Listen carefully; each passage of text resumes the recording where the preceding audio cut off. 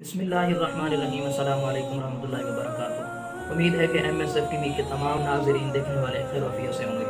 प्यारे दोस्तों, आज मैं आपकी खिदमत में हाज़िर हुआ हूँ ये बताने के लिए। सबसे पहले तो आप ये जानते हैं कि रिज़वी साहब, अल्लामा ख़ादिम सैयद रिज़वी साहब रहमतुल्लाहि ताला अलैह के बेटे, उनके जो जानशीन हैं और तहरीक लबैक पाकिस्तान के जो अमीर हैं, अल्लामा साद हुसैन रिज़वी साहब को आज पुलिस ने लाहौर से गिरफ़्तार कर लिया है।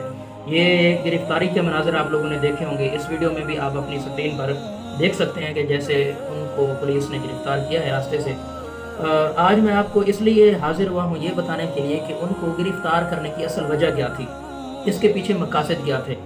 आप सब जानते हैं कि रिज़वी साहब ने लास्ट टाइम जो अपनी ज़िंदगी में वफ़ात से चंद दिन कबल जो धरना दिया था, फ़्रांस के सफ़ीर को मुल्क बदर करने की उन्होंने जो ख्वाहिश की थी, मुतालबा किया था कि भी उसको मुल्क बदर किया जाएगा। तो फिर हुकूमत ने टाइम मांगा था मार्च के महीने में कि हम इनको जो है ना उस सफ़ीर को, फ़्रांस के सफ़ीर को मार्च की तकरीबन गालिबन तारीख़ थी, कोई तारीख़ थी मेरे ज़हन में नहीं है, कि उस तारीख़ को हम लोग उसको मुल्क बदर कर देंगे, यहाँ से निकाल देंगे और अपना पाकिस्तान का सफ़ीर वापस बुला लेंगे। जब वो वक्त करीब आया, देखा कि तहरीक लबैक पाकिस्तान में जो है उनकी पुख्तगी और उनकी तैयारियाँ अगर ये अमल नहीं करते तो उरूज पर हैं।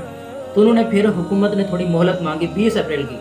आज तकरीबन मेरे ख्याल से 12 अप्रैल है, तो 8 दिन कबल ही आज उनको गिरफ़्तार कर लिया गया है। 20 अप्रैल का टाइम मांगा था कि हम 20 अप्रैल को जो है ना उसके सफ़ीर को निकाल देंगे। फिर हुआ ये था कि इमरान खान ने कि इजलास 2-3 दिन कबल तलब किया था, इंतहाई अहम इजलास।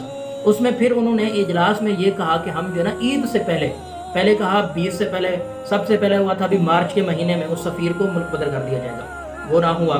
फिर उन्होंने टाइम मांगा 20 अप्रैल का। 20 अप्रैल का जब टाइम करीब आया तो उन्होंने फिर ये किया कि फिर कहा कि हमें ईद से पहले जो है ना आप मोहलत दें कि ईद तक हम उसके सफ़ीर को निकाल देंगे। जब ये बात और ये ख़बर जब तारीख़ लबैक पाकिस्तान के बड़ों के अहदेदारों के पास आई तो उन्होंने कहा ये तो हमारे साथ धोखा है कि भाई ये तो हमारे साथ जैसे होता है ना लॉलीपॉप देने वाली बात है, ये हमारे साथ जो है ना वो मुआहदे पर अमल ना करने वाली बात कर रहे हैं। तो फिर उन्होंने ये कहा कि अगर 20 अप्रैल तक, हम ईद से पहले का टाइम नहीं दे सकते। चंद दिन पहले उन्होंने अपना भी बयान जारी किया था तारीख़ लबैक पाकिस्तान के अमीर साद रिज़वी साहब ने, कि जिसमें उन्होंने कहा था कि अगर 20 अप्रैल से पहले आप लोग सफ़ीर को नहीं निकालते तो फिर हम लोग 21 अप्रैल 12:01 AM यानी रात जो होती है उसमें जो 12 बजते हैं, तो हम अपने बाबा जान यानी रिज़वी साहब के मज़ार से ही अपने मार्च का, अपने धरने का जो है ना ऐलान कर देंगे और हम धरना शुरू कर देंगे। तो फिर हुकूमत ने जब ये देखा कि ये तो हमारे पर प्रेशर है, हम ये कर नहीं सकते, और वो भी हरामखोरियाँ कर रहे हैं कि उस सफ़ीर को नहीं निकाल रहे, ईमान का मसला है, गैरत का, पूरी उम्मत मुस्लिमा का मसला। आप देखें रोड ब्लॉक हर चीज़, पूरा पाकिस्तान जाम हो गया 1 घंटे में। जब उनको गिरफ़्तार कर लिया गया तो सोशल मीडिया का दौर है, बात यहाँ की वहाँ तक पहुँच गई, तो कारकुनान ने लाहौर क्या, कराची, इस्लाम, पूरा पाकिस्तान बंद कर दिया। तो अब हुकूमत को जो है ना जान के लाले पड़े हुए, अब हम क्या करें। शहरों के लिए भी गड़ा खोदा है, हुकूमत ने खुद खोदा है, वो तो अपना पूरा मन एहतजाज करते हैं, वो भी 20 को करते अगर ये अमल ना करते। आज उनको वो जो राना अख्तर महमूद हैं, वो जब उनकी वफ़ात हुई तो रिज़वी साहब को, उनके बेटे को बुलाया गया कि आपने उनकी नमाज जनाजा पढ़ानी है।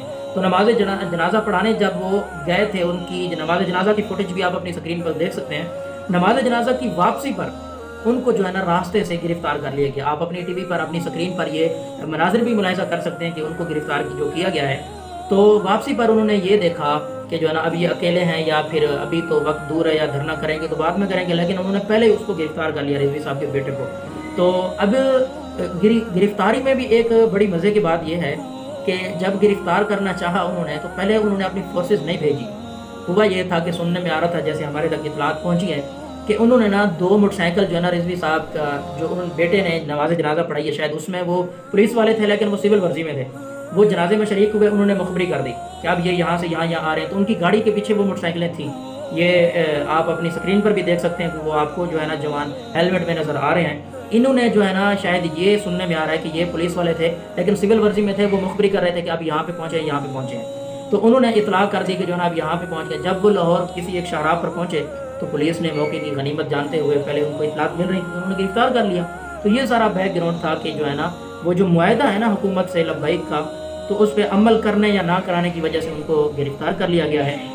हम अपनी तरफ से ये अपने नाज़रीन को और हुकूमत को भी पैगाम देना चाहते हैं कि होश के नाखून लें। पूरी उम्मत मुस्लिमा की ईमान का मसला है, पूरी उम्मत मुस्लिमा एक तरफ है और आप जो है ना यहूद व नसारा की झंडी करने के लिए एक तरफ खड़े हुए हैं। اگر وہ گستاخ آسیہ ملونہ کا مسئلہ ہو تو آپ اس کو ایک رات میں فرار کرا دیتے ہیں یہاں سے، لیکن یہ جس نے حضور علیہ السلام کی عزت اور شان میں اتنی بڑی گستاخیاں کی، خاکے بنائے، کارٹون بنائے، تو آپ اس کے سفیر کو نکالنے کے لیے بھائی اجلاس پہ اجلاس کیے جا رہے ہیں، ٹائم اتنی کیا بھائی آپ نے بھی کلمہ، آپ کہتے ہیں ہم ریاست مدینہ بنائیں گے، آپ اتنے دعوے دار ہیں، تو آپ یہ عمل کریں تو آپ کی کوئی قوم میں کوئی عزت، ورنہ حکومت سے جتنی عوام تنگ ہے وہ ہر بندہ جانتا ہے۔ تو ہم یہی کہنا چاہیں گے کہ حکومت جو ہے ہوش کے ناخن لے، ان کو جلد از جلد رہا کرے تاکہ ملک کے مزید جو ہے نا حالات خراب نہ ہوں، ورنہ تمام تر ذمہ داریاں حالات کے خراب کی حکومت کے اپنے سر ہوں گی۔ اپنے میزبان ساجد فرید کو اجازت دیجیے، انشاءاللہ ملتے ہیں جلد نیکسٹ ویڈیو میں، تب تک کے لیے آپ اپنا اور اپنی فیملی کا بہت زیادہ خیال رکھیے گا۔